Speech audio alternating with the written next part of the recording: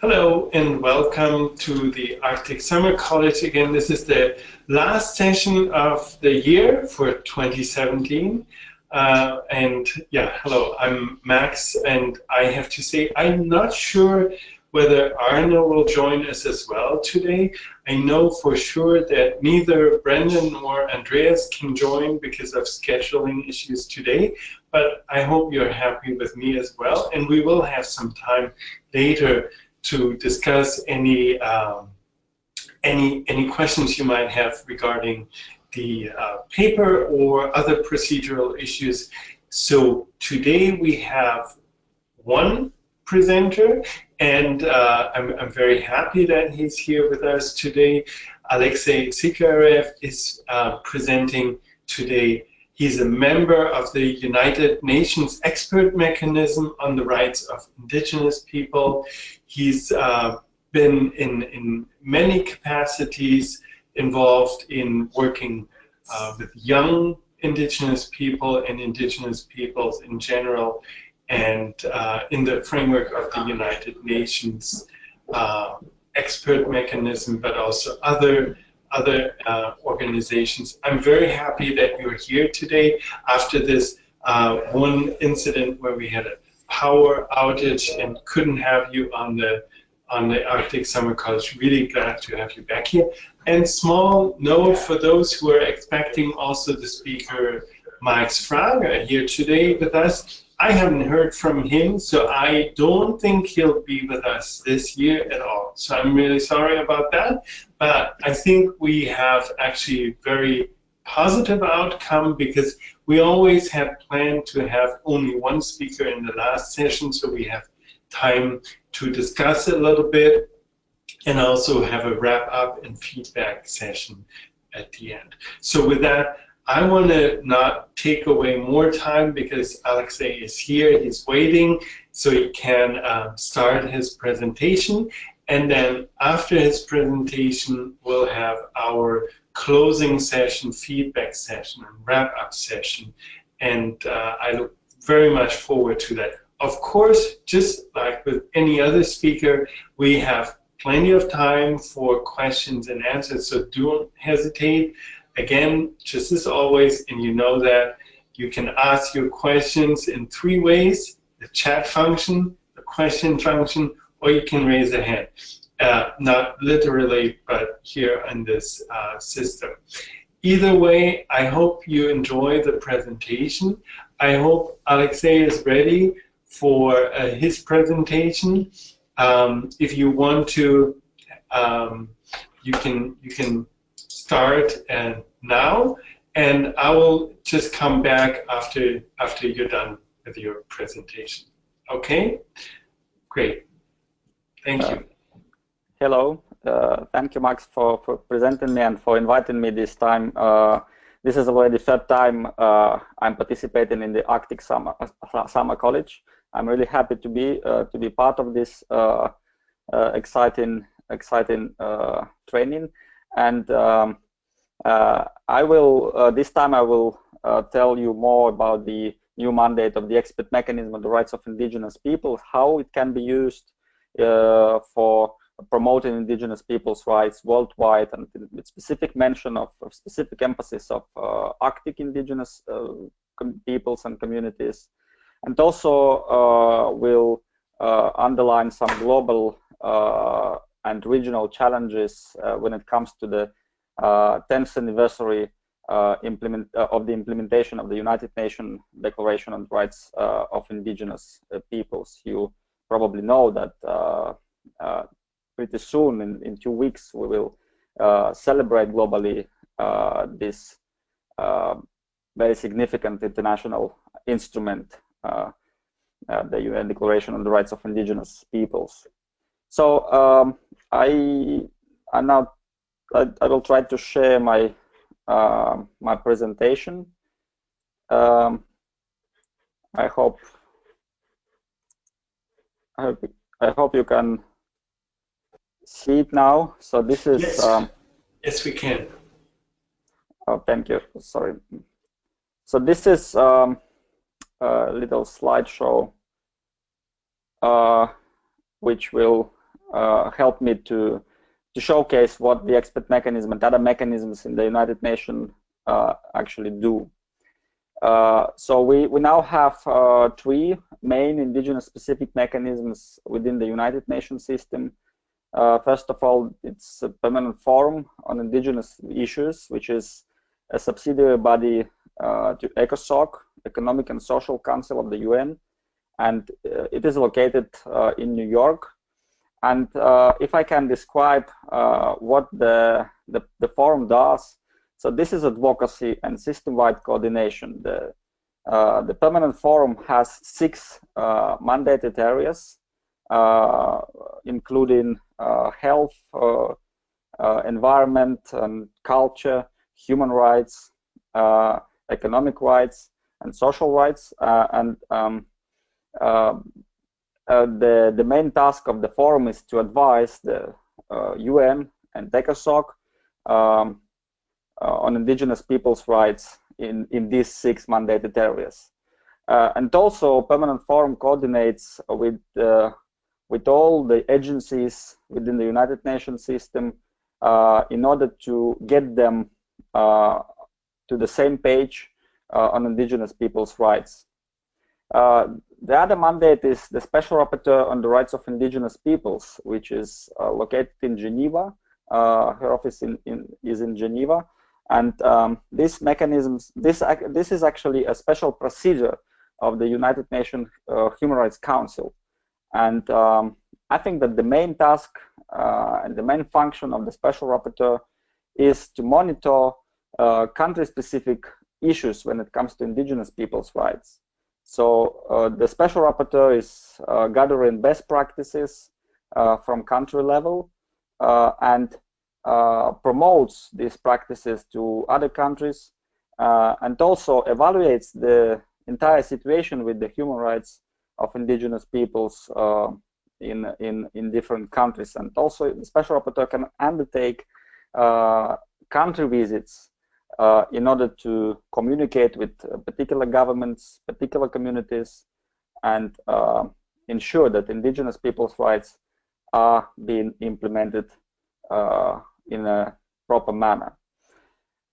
And the newest mechanism in this family of indigenous specific mechanisms is the expert mechanism on the rights of indigenous peoples, which was established 10 years ago as a subsidiary body to the United Nations Human Rights Council.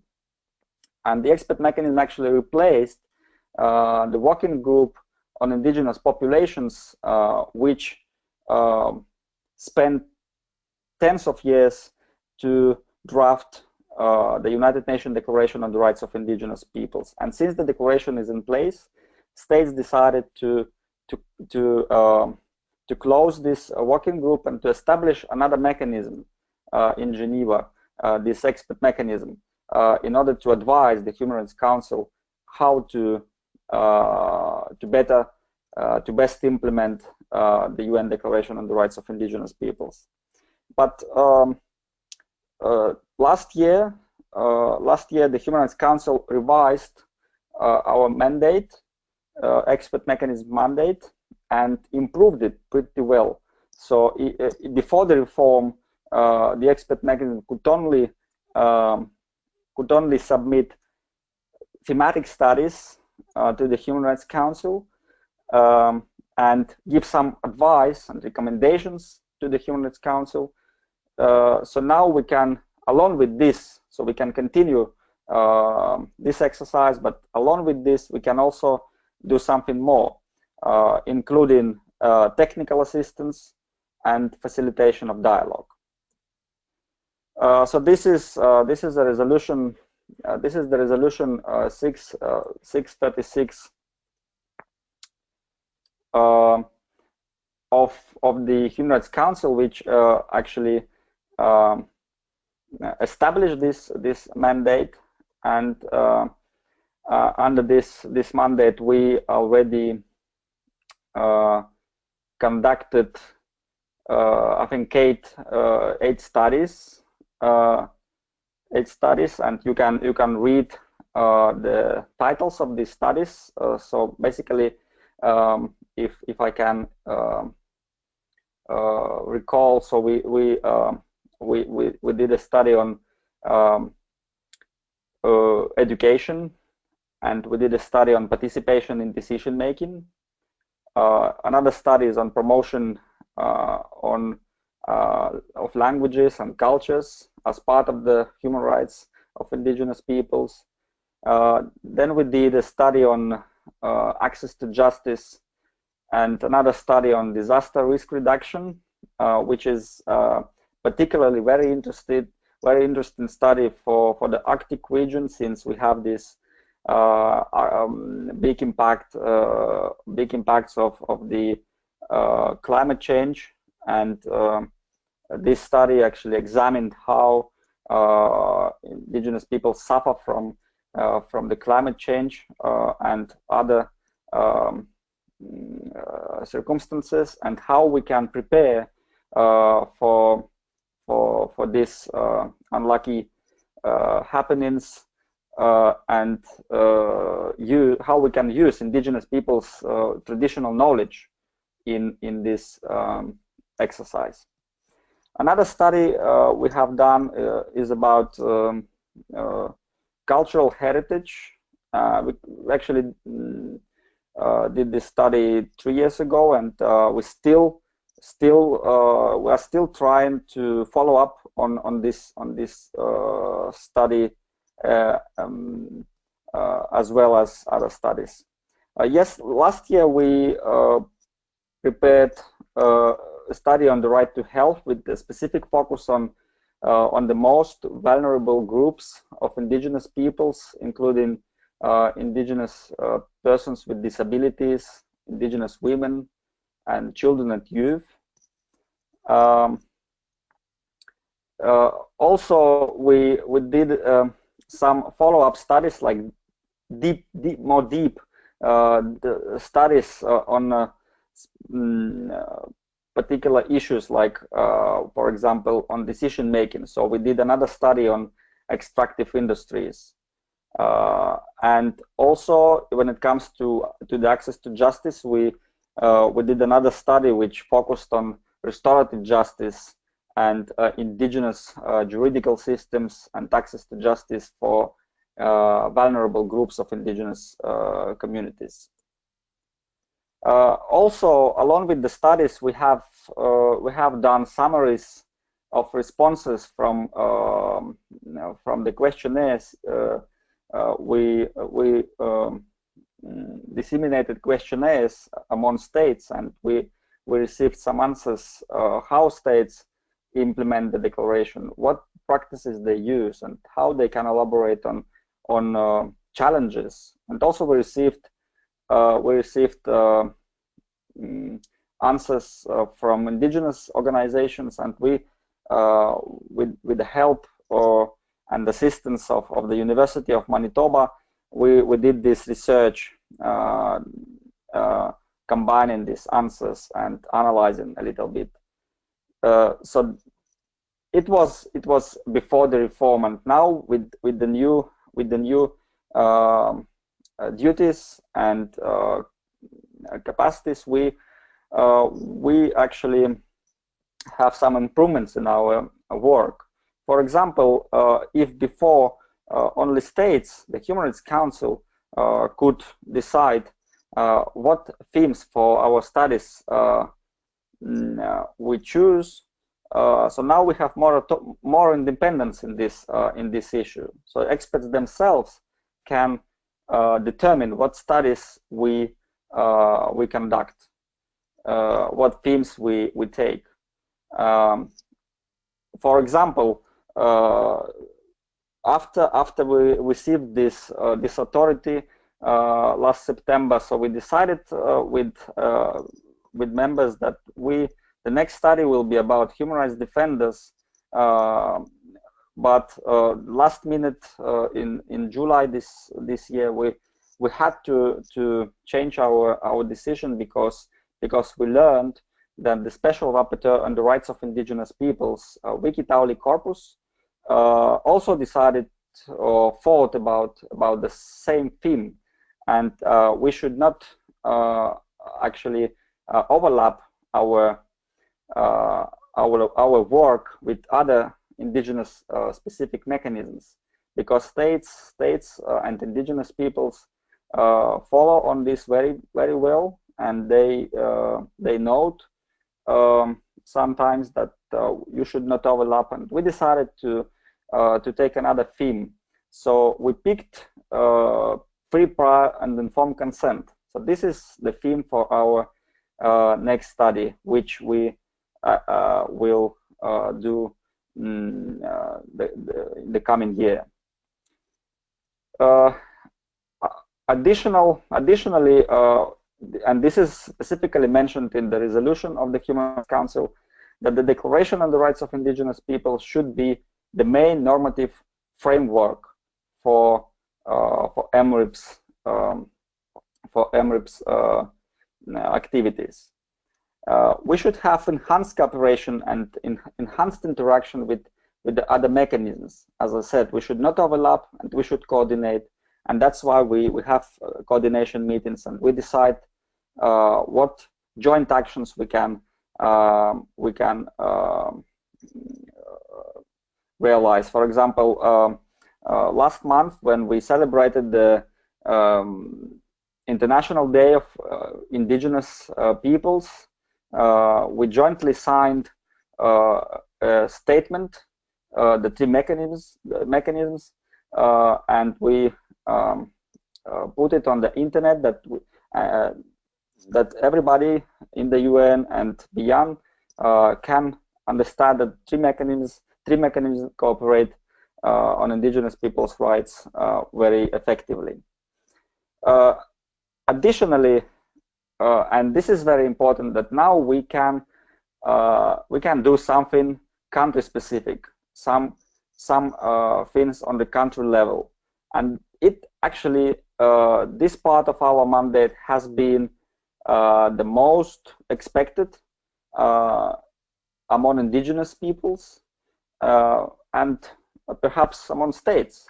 So because when we negotiated this new mandate, also states said that there are some issues, some challenges where they would like to seek experts' views and experts' technical assistance. For example, how to improve specific policies, strategies, or maybe legislation, how to best implement some laws in particular states. So it was a question raised by states themselves and of course indigenous peoples.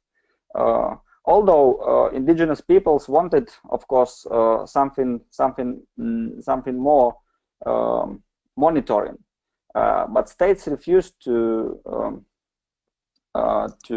allow experts exercise monitoring, and they made it pretty clear during the negotiation process and during our last session in July in Geneva that we should not monitor because the declaration is not a binding document. The declaration is not a binding instrument, and this is only a declaration. That's why states don't want somebody to monitor how they implement it, because they think that the Declaration on the Rights of Indigenous Peoples is actually a consensus document. So this is a statement where states express solidarity with indigenous people's rights, but no monitoring they can allow for indigenous specific mechanisms within the United Nations. So now we have this country-specific level of the mandate, and this means that we can facilitate or participate in facilitating dialogues between indigenous people, states, and also private sector. It means that we can participate in the ongoing dialogue, or we can also try to establish a dialogue if a dialogue is not in place. another part of this country-specific activities is technical assistance. So technical assistance and awareness raising and capacity building. So we can organize actually events for indigenous communities in order to raise the awareness about the our studies, for example, or raise the or build the capacities on how they can actually promote indigenous peoples' rights on global level or on country level or regional level, and what tools they can use and how they can use also our mandates, our studies for the purpose of a better implementation of the UN Declaration. If we go further through the mandate,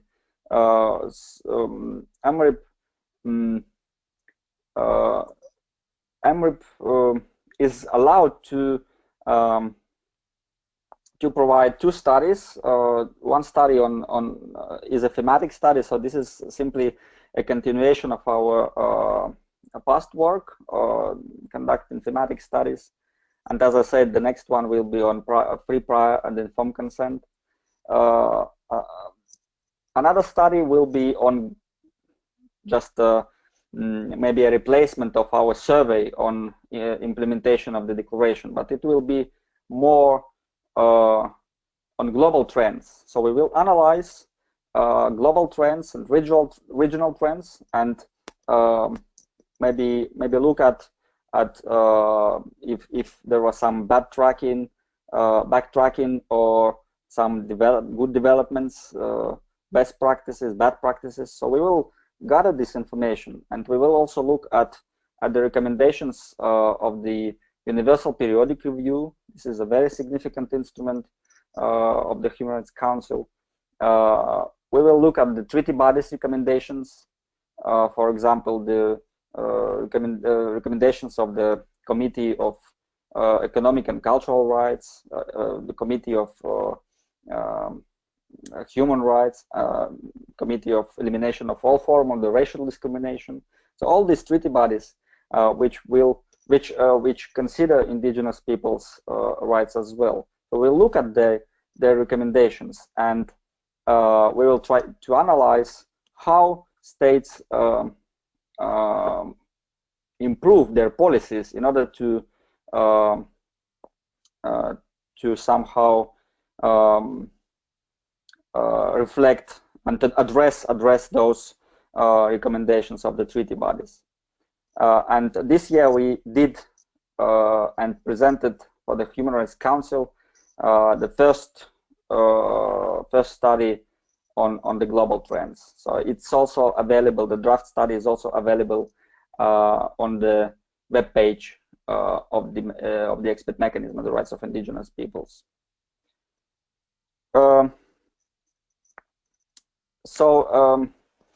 In terms of country engagement, we actually we have to have somebody's request in order to go further with this activity.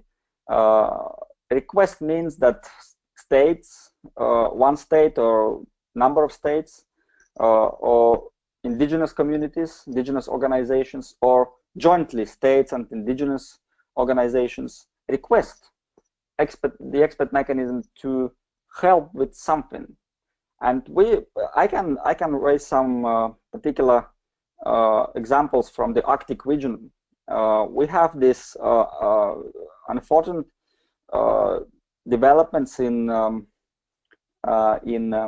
Finland, where indigenous communities, Sami communities in Finnish Lapland cannot exercise their right to fishing of salmon in the river of Tena, and this is because of the bilateral agreement between Norway and Finland, so-called Tena agreement, and it affected really much Sami people people's rights, for traditional livelihoods, for traditional ways of life, traditional fishing. And Sami Parliament of Finland raised this issue at MRIP session last July in Geneva, and they made it clear that they look at an option to forward a request for the expert mechanism, that the expert mechanism could optionally come to Finland, for example, to investigate this situation, not to investigate really, but to speak to the communities, to speak to the government, and to try to establish a dialogue or to improve the dialogue. But we have heard that actually a dialogue is very little right now, and the state is not really actually supportive for the idea of experts coming to Finland, or experts looking at this case from Geneva, because this country engagement doesn't mean that we have to go to the site. It can also mean that we can do this work from Geneva or from places we are located in, but we have this option and also financial resources to go to visit countries, to visit communities. But states have made it clear that they want us to seek such cases that are consensus cases, so such positive cases where indigenous peoples and states cooperate already and have a dialogue, and this is their joint wish to invite experts to the country. So I think that it's really difficult in the beginning of our new mandate, and we have on one side we have states which wish which want us to start with some positive, and we have on the other side indigenous peoples which want us to be really effective in addressing these very complicated challenges indigenous peoples face in their countries. But I think we have already some requests from states. We have a request, not an official request still, but we have some preliminary talks with Australians that we can participate, for example, in the review of Australian legislation on indigenous peoples' rights, or the Canadians, for example. When myself with my colleagues, we visited Canada, we went to the capital last March for an intersessional meeting, and we met some government representatives and parliamentarians and indigenous peoples organizations. And maybe Canadians right now are more lucky in terms of the more friendly government, which have been doing some moves towards indigenous peoples and implementation of the declaration. And we have heard something that the Canadian government, which has stated that it will review the whole legislation on indigenous peoples, that the Canadian government can invite also international experts to help them with this task. So I think it could be a positive exercise in terms of starting our new mandate.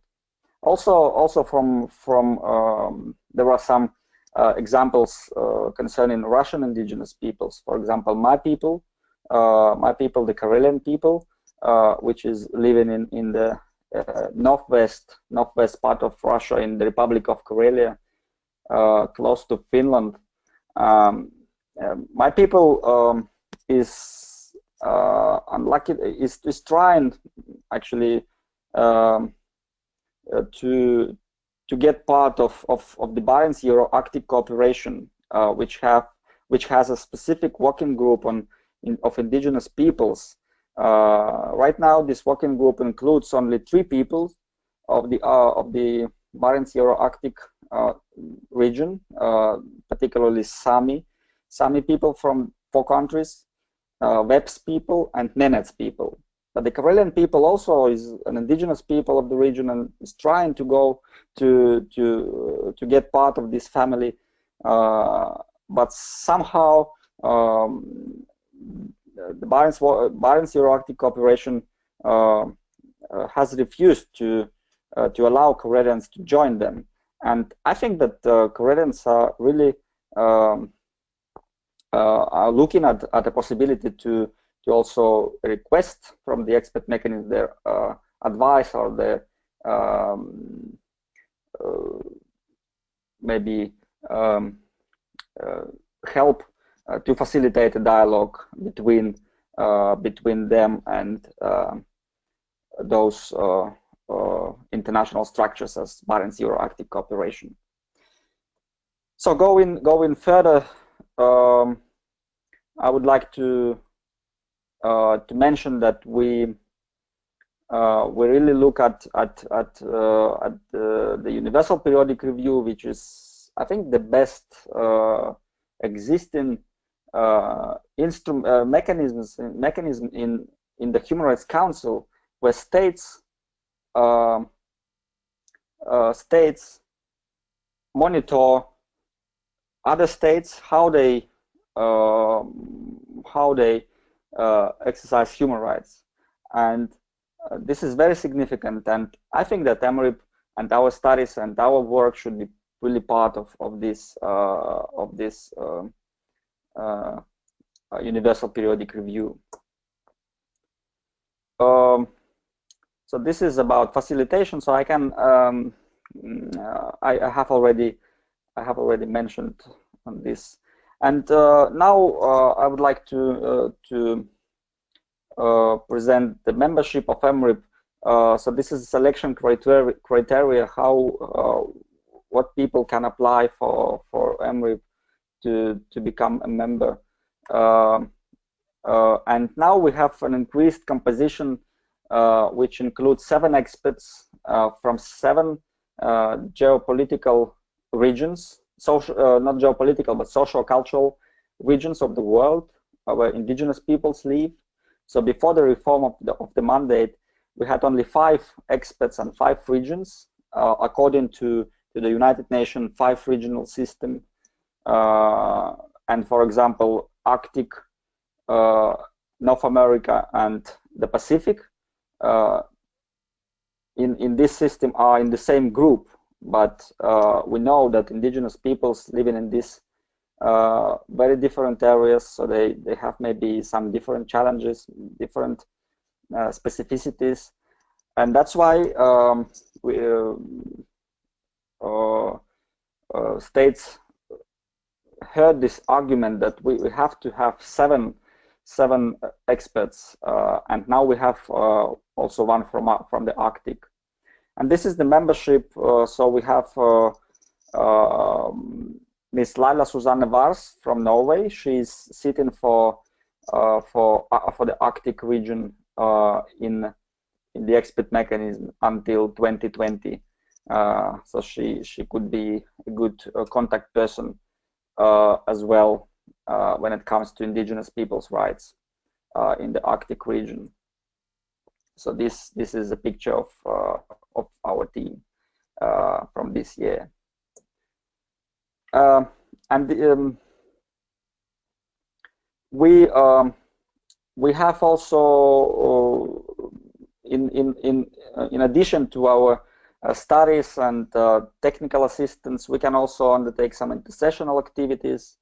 For example, we can visit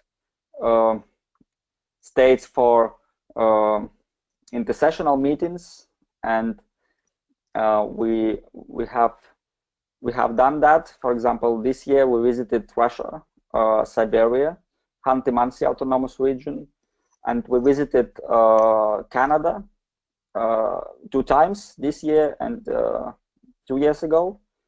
And next year, actually this year, we will go in the end of the year, we will go to Chile for another intersessional meeting. And we have to coordinate with different other mechanisms and stakeholders. So if I can just briefly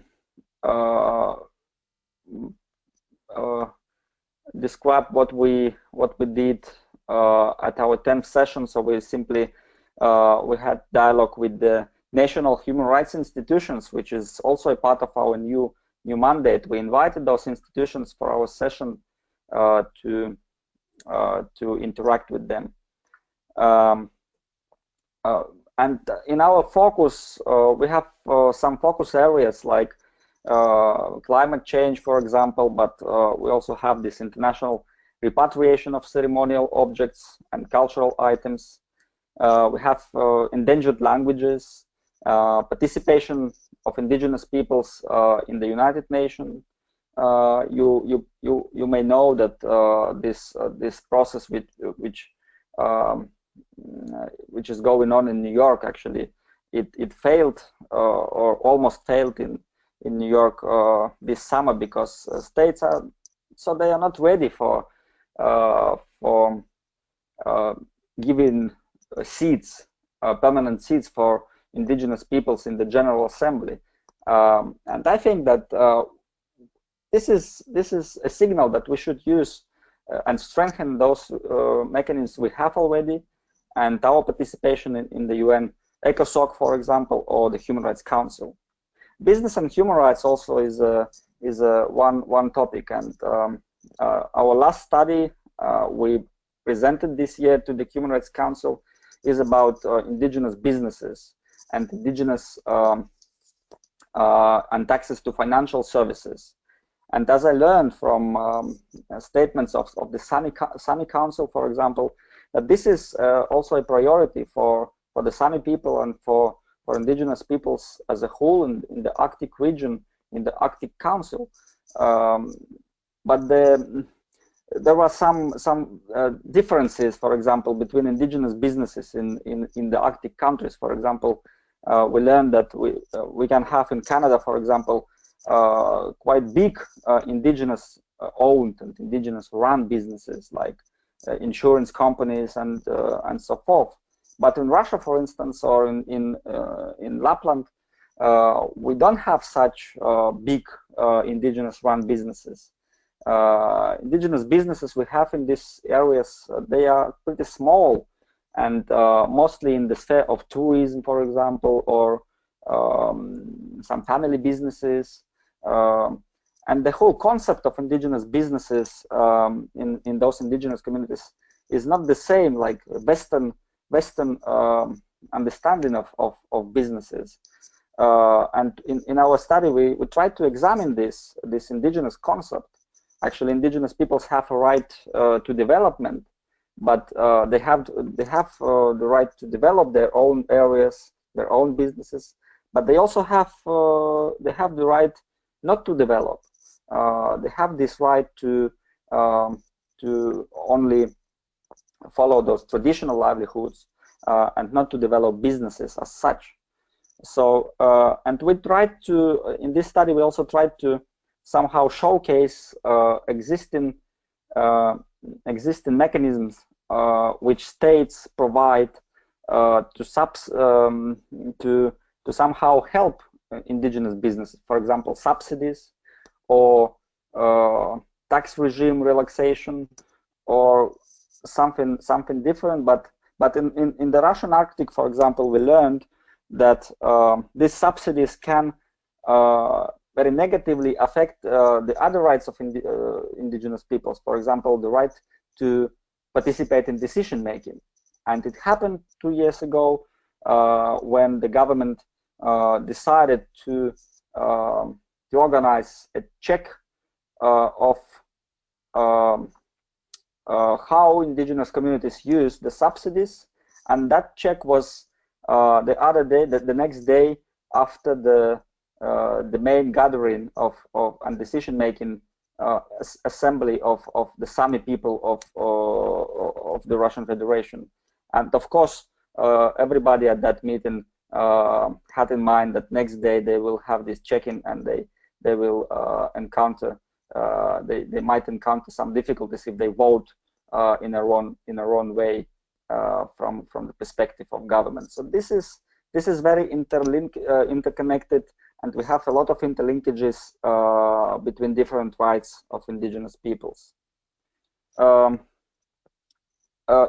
If I can, another very significant a priority for us is free, prior, and informed consent.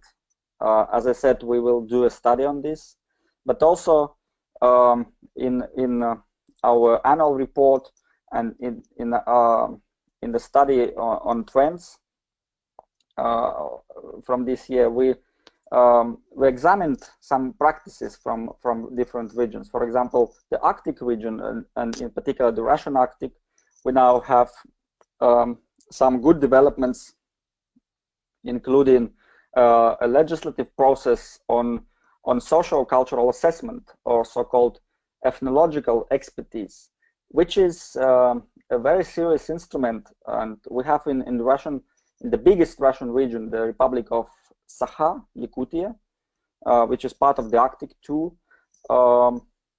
We have this law already in place. But it doesn't work properly because the companies which extract resources in the republic, so they can refer to the lack of legislation on the federal level.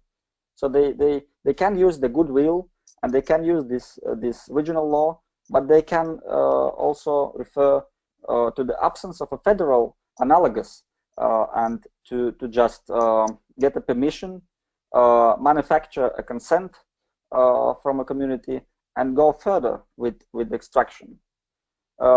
Different other examples we have from Yamal-Nenets autonomous region and the Russian Far East, where have been established some national parks. For example, Bikin National Park in the Far East, which is partly a good example of how indigenous peoples can be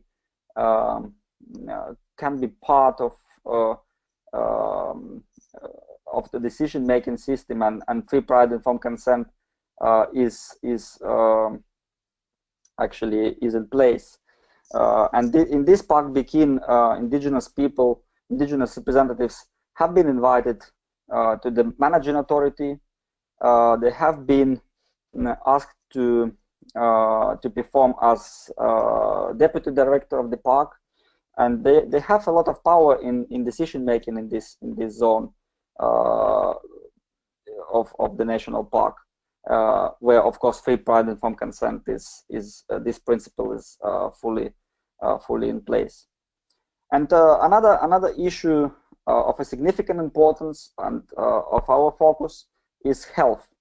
And we did a study on the right to health last year, and we really looked at practices in the Arctic, because we have a lot of issues, and I think this is a uniting factor for the whole Arctic. This mental health, for example, we learned about this huge incident in our Ottawa-Piskat community in Canada. We have learned a lot of similar accidents.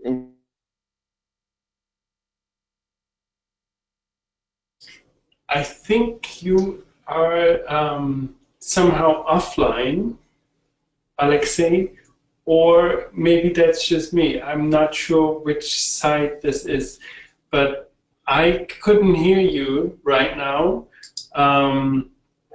So I will just come online I hope that if anybody has a question, or if I'm maybe not really connected, maybe you can communicate with me. I hope that Alexey comes back relatively quickly. I'm not entirely sure what happened. Of course, I wanted to ask him questions. Now that's, of course, rather tricky, because obviously this doesn't work if he's not here. Maybe if one of you could indicate whether you're hearing me or not, that would be great. I see something happening anyway, so it seems that Alexey is online. And can you hear me, Alexey? Yes, Okay. yes, I can. Okay, Yeah. so you just froze for a second there. So I'm not entirely sure. Of course, I can't really tell you now where you stopped, but it was just 2 or 3 minutes ago. If you wanna just relive the last few minutes. I know you talked about an accident in Canada in relation to the health, and somehow just briefly after that, the presentation stopped. If I know it's a little bit challenging now to redo this, but I assume that while you were stopped, that you continued your presentation. Maybe you can go back and start there again. So it was on the health aspect, and you were talking about Canada, and then talking about, I think, a similar accident in a different country, and then it kind of stopped. Yeah. If you allow me another 2 minutes, so I can finish my presentation. Yeah, absolutely. I'm happy to listen to questions. So I just try to get back to the presentation. And in terms of health, yes, this is a big problem, not only not for Canada, but for the full Arctic. And I explained about my visit to Greenland 2 weeks ago, where I heard similar challenges with drugs, with alcohol, with suicides. So this is something that unites Arctic, and we should really be looking at this mental health in the future. But we should also ensure that in those remote areas, and the Arctic zone is very remote, in particular for the indigenous communities, that healthcare is in place in those remote areas. Like telemedicine, for example, we have heard in Russia and Greenland that they have been developing this telemedicine. Paramedicine, like using indigenous people's own practices and knowledge, and also infrastructure, because we have to bring this infrastructure to those remote areas. This is about health, but let me say that also human rights defenders is very significant issue for indigenous indigenous people rights experts, because different forms of violation of indigenous human rights defenders. Maybe Arctic is not the best example of these violations, because we have like killings in Central America, for example, Latin America, Africa, and Asia. But we have some, for example, in Russia, this very known law on foreign agent, which has affected many indigenous NGOs, and different kinds of pressure on indigenous defenders. So this is a significant issue. And 2 more slides. One on the International Year of Indigenous Languages. So it was proclaimed by the UN General Assembly last year, and now UNESCO is leading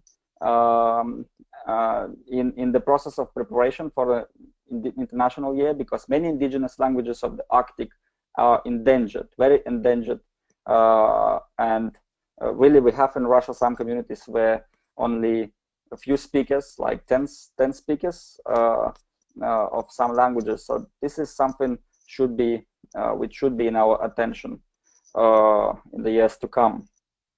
And if you want to learn more about self-governance and self-determination, which is also one of our focuses, I would like to recommend you to listen to the new podcast Indigenous Hour with Oliver Lode. Oliver Lode is an Estonian activist and Indigenous people's rights expert, a former member of the UN Permanent Forum on Indigenous Issues, and he just joined me in the study trip to Greenland, and he made an interview with the former Prime Minister of Greenland, Mr. Kuupik Kleist, and I think that this is a very interesting interview on self-determination and self-governance of Indigenous peoples in Greenland, and how they can go further with this independence issue. And another event I would like to promote and recommend is an expert seminar on cultural heritage. It is a follow-up seminar to the MRIP study on cultural heritage, and this will happen in the University of Helsinki as part of the Finland 100th anniversary of the Finnish statehood, and as a part of the Finnish chairmanship in the Arctic Council. So this is in mid-November, and you can check through the website of the conference if you want to participate or follow this. So thank you very much for your attention, and now I would like to answer a question, if any. Yes, well, thank you very, very much, Alexey. This was very, very interesting and also very unique. And I assume that the majority of the participants, if not all, had never heard that much about the expert mechanism itself. And then in addition, having the specific insights from you being a member and not only a member, but representing the Arctic and being the only Arctic representative. Very, very special. So thank you, and I'm glad that this worked out this time, and we only had like a second of technical issues, but this is totally normal, and I have to say, I mean, overall, I'm pretty amazed how well this works, because it's you know, I'm sitting in the United States, you're in the Russian Federation, and a lot of the participants are all over the place, so it's working pretty nicely. And you're right, now we have time for questions, and I see I would have a lot of questions, but I also see there is a question by David or David. If you want to ask your question, I hope it's a question. I just see the raised hand, but I unmuted you, so you can ask your question or make a comment now, and otherwise I'll continue. Okay, thank you so much. Yes, it's a question. Thank you, Alexey, for your great presentation and for your work in the United Nations. Well, actually, I have a lot of questions, but I will ask you only two or one. I mean, I want to know if, since it's important that the policymakers understand the reality on the importance of traditional practices and traditional knowledge of indigenous peoples. The question is simple: do the policymakers visit the indigenous groups in their place of origin, or do they make legislations independently of visiting these people to know and understand directly their reality? Another question is, I have the impression that there is a great number of institutions and organizations working on specifically in the Arctic region, and in policy making and legislations and a lot of stuff. My question is if these institutions get in touch within each other, or they work independently, because if they don't stay in touch when legislation on making policies about the same issues, it could lead to kind of chaotic situation of a lot of policies and a lot of institutions, organizations working on the same issues and whatever. Very good. Well, let's leave it at these 2 questions, and of course you can ask more questions later on, just so we don't have too many things on the table. So first was about visiting of the governments in the indigenous communities, and the other one was a little bit referring to the coordination. You already said you have to, by definition, coordinate, but maybe you can expand a little bit more on that as well. Thanks. Yes, thank you for these questions. Yes, you are completely right that the policymakers they should actually communicate and interact with indigenous communities in order to bring more proper policies. But sometimes it doesn't happen. And it seems, for example, when we sit in Geneva in the meeting room, the big meeting room of the Human Rights Council, so we hear, we listen to statements from indigenous peoples, and we listen to statements from states, and sometimes they're actually very different. So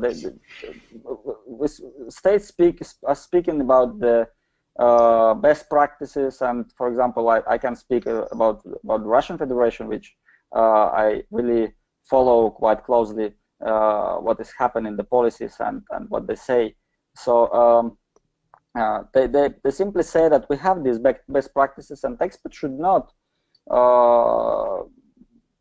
actually investigate if there are bad practices. So you should go and investigate those best practices and maybe bring them to different other countries.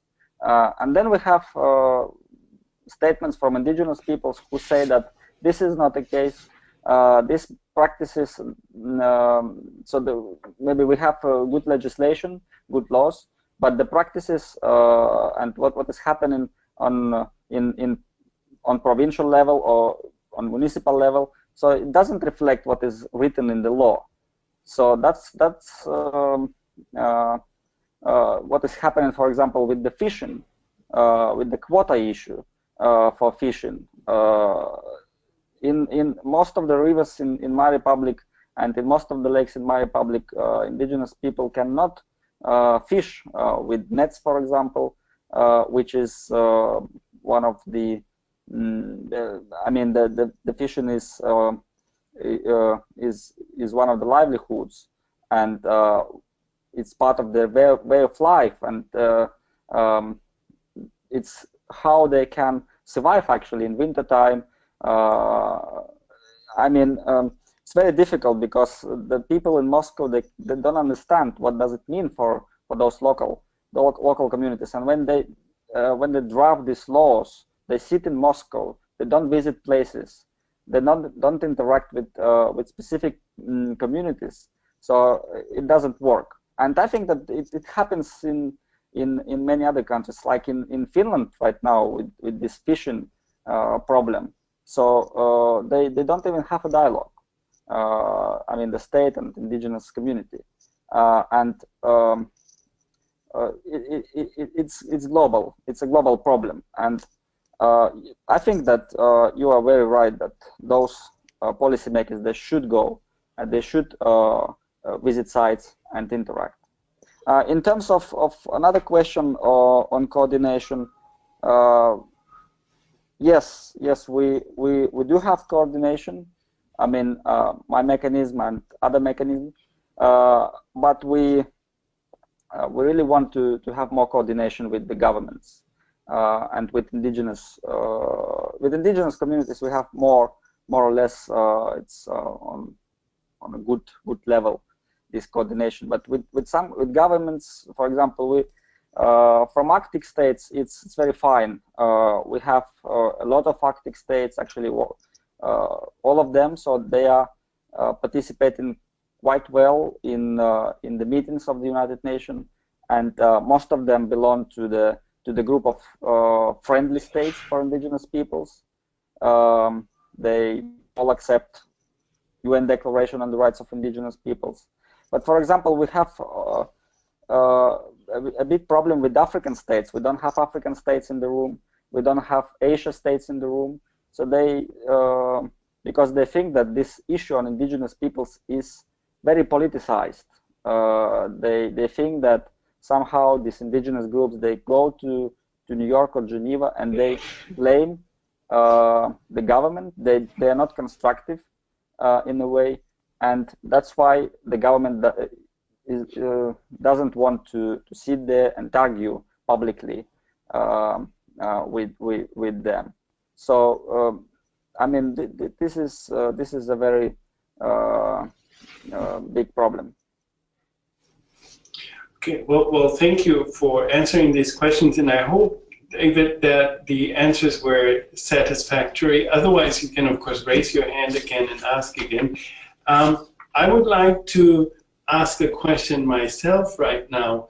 So, Alexey, you're Karelian, and I wanted to know, I mean, of course, I know you presented mostly on the expert mechanism, but now I wanted to seize that opportunity too, to maybe, can you say specifically how you view the situation of your people? You mentioned challenges in limitations to fishing rights and managing and access to economic activity, and so how do you see the situation for your people? You mentioned also the challenge of disappearing language and the right to health. So maybe you can, for your own community, and from your own perspective now, not as a final scientific finding, but just from your experience, from your knowledge, maybe describe the situation a little bit, and what you think could be done and should be done in terms of improving the situation, if there is a need for that. Yes, thank you for this question. My people is 65,000 in Russia. In the Republic of Karelia, only 45,000, and we are a minority in our republic. So only 7% of the total population of the republic are Karelians. And we have also a kindred related people, like Vepsian people, which along with Karelian and other peoples, we belong to the Finno-Ugric family of peoples. For example, Sami people is also from this family, language family, and it means that we in the past we had the same language, the same roots linguistically, but now we have, of course, different languages, different cultures, but still we have some similarities in this in a way, so this demographic decline is a very big challenge, because you know, from the Russian census in 2000 and between the Russian census in 2000 and the Russian census in 2010, we actually lost 30% of our population of Karelians, and we lost even more language speakers. So our community has been very marginalized, and it's getting more marginalized right now, because we are not we have no impact on the regional parliament. We have only one minister of an indigenous origin in the current government, and we don't have representatives in the on the federal level. Karelians, not the Republic of Karelia has, but the Karelians as people don't have, and that's why. So political representation is low. Language is really endangered, and as I mentioned, the livelihoods, the traditional occupations. So we have some problems with that, because previously as Sami people, for example, Karelians had been the Karelians had had been reindeer herders, but due to all these historical events, the Second World War, collectivization, and loss of traditional villages, we really lost this traditional occupation. But we still have fishing, we still have hunting and gathering. So these are the three main occupations of Karelians. And the Karelian population is mostly a rural population. But we, together with the World Bank, we did a study on employment and unemployment of indigenous youth in Karelia. And this is not published yet, but I can tell you that we learned from this study that indigenous youth in Karelia is not interested in traditional occupations anymore, because indigenous youth is pragmatic. It is trying to get a better education in cities, and then they just remain in cities, and they lose connections to the traditional lands. They have intermarriages with representatives from different other people, like the dominating population, and that is how they lose traditional own connections to the roots and to the people's language and culture. So this is a problem, and the Congress of Karelian people, which has our meetings once in 4 years. We had last year one meeting, and we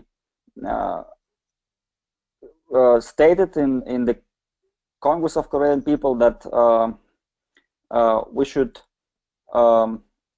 look at the whole spectrum of rights of indigenous of the Karelian people, and we also stated that in Karelian Karelian is an indigenous people, and we should also be part of the international movement, because the international movement can give us can empower Karelians. And we have this example, a very empowering example of Sami, because Sami is one of the founders of the indigenous movement globally. So, and Karelians would like to be also part of this, because it's we learn more, and we can get some tools how to exercise our rights in a better way. So, I mean, but right now we have the main problem which has been stated by the Congress of the Karelian people is the language, because we somehow feel that if we lose the language, so we lose everything, because the language is one of the most significant markers of the identity. And right now, Karelia is the only republic in the Russian Federation which doesn't have any other state languages in addition to Russian. And this is a problem to somehow get decision makers in Moscow understood that the language is not a threat for the security, because people in Moscow, the decision makers from the security offices, they think that Karelian language and its revitalization can be a threat for the security, because Karelia is located on the border with Finland, and the language has similarities to Finnish language, and Finland can become a NATO country one day, and so this is somehow interconnected in their heads, in those Moscow cabinets. So I mean, it's very tough right now. Okay, very, very, very good. Thank you very much, Alexey, for pointing out also these geopolitical influences at the local level, very tragic too. We have one more question, and it's in a very different way, but it shows how inspiring your presentation was. And it's from Lisa Covino. And I'll unmute you, Lisa, and if you're in a setting where you can talk, then please ask your question now. Yeah, I am. Great. Thank you, Alexey. It was very interesting, even if it's not exactly my field of study. However, considering my young age and considering the fact that I just began my academic path, it was interesting to understand what's the kind of studies that someone should go through to get to a position that looks like yours, or in some cases to be in the field of policy making, decision making, or at the same time just of a huge representation, which at the same time is, in my opinion, a huge responsibility towards who you represent.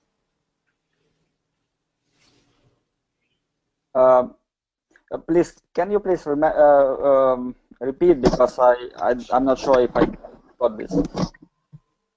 I was wondering about what kind of studies, so what's the best academic path to get to a position of representation and or policy making and decision making as your position, more or less. So basically how you get to where you are. I mean, Lisa is not an indigenous person, but doesn't have indigenous background, but how do you get into this career? And that's of course very relevant because a lot of our participants in the Arctic Summer College there, at the beginning of their career in some way or early in their career life, so they maybe want to have some inspiration of how you get into, if I may call it, your line of business, basically. Yeah. No, thank you for this question. Actually, I'm when we have meetings of the expert mechanism, it's a bit difficult for me because I'm surrounded by lawyers. So everybody is a lawyer in our team. I'm not a lawyer. I'm a linguist, and actually my research is in the sphere of linguistics, but still. I think that in such expert structures, we should have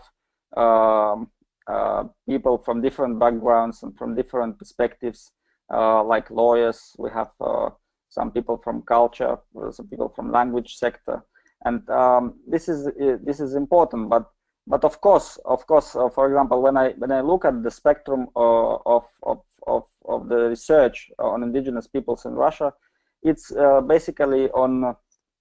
It's mainly about the free, prior, and informed consent, because this is a trend right now. I mean, many researchers are looking at the relationships between extractive industries and indigenous communities, and what the impact is on indigenous communities by the companies. On what the impact is on their health, for example, because the interlinkages between this are very significant when indigenous representatives they can lose everything, and the hope they can lose, first of all, the hope for future, just because of the domination of the oil and gas companies, because indigenous communities they understand that the companies have the whole power, and they just come and destroy everything. So this is the main research area right now. But of course, we have in Russia, for example, we have other fields being researched. I mean, when it comes to indigenous rights, and one of these is how is the decision-making processes, because decision-making processes are very different in different communities. For example, in my community, it's the Congress of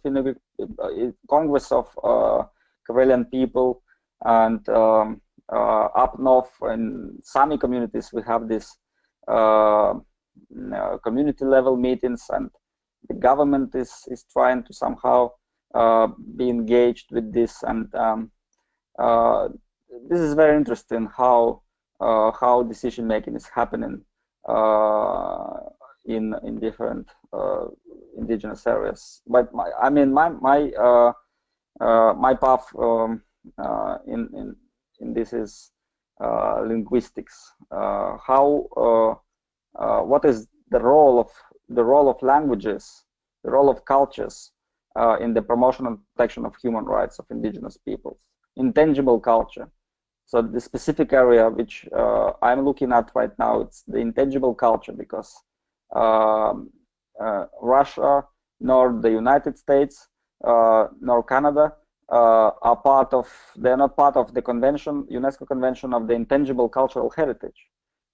If we look at the Arctic, we have Finland and we have the Nordic countries which are part of this. But mainly I'm concerned in Russia, because my people, for example, has this Kalevala epic poem, the worldwide known, and for example, Tolkien was inspired by Kalevala in writing all these own writings, and we cannot apply for the heritage list right now, and we are really concerned about a possible loss of this oral tradition. So this is my path right now. Very good. Well, thank you, Alexey. This is yet again another very interesting, informative dimension, and I think maybe in next year you can present about your the linguistics in the oral narration or narrative history, because that would be also very interesting to hear. I am a little bit sorry to say that we have to close it here with you at this point, because we have the last session, and I still want to have a little bit of a feedback and wrap-up session with the participants. If anybody has a very urgent question, you can ask them now. And of course, I saw you have your email at the end of your slide, so I hope you don't mind if people contact you later on for follow-up questions. That would be much appreciated. And also, if you have your slides, if you want to send them to me, I can then upload a PDF to the Facebook group, and then people can look at them again if you're willing to share them. Yes, yes, of course. I will send my PowerPoint presentation right away, and you can use all the links and everything.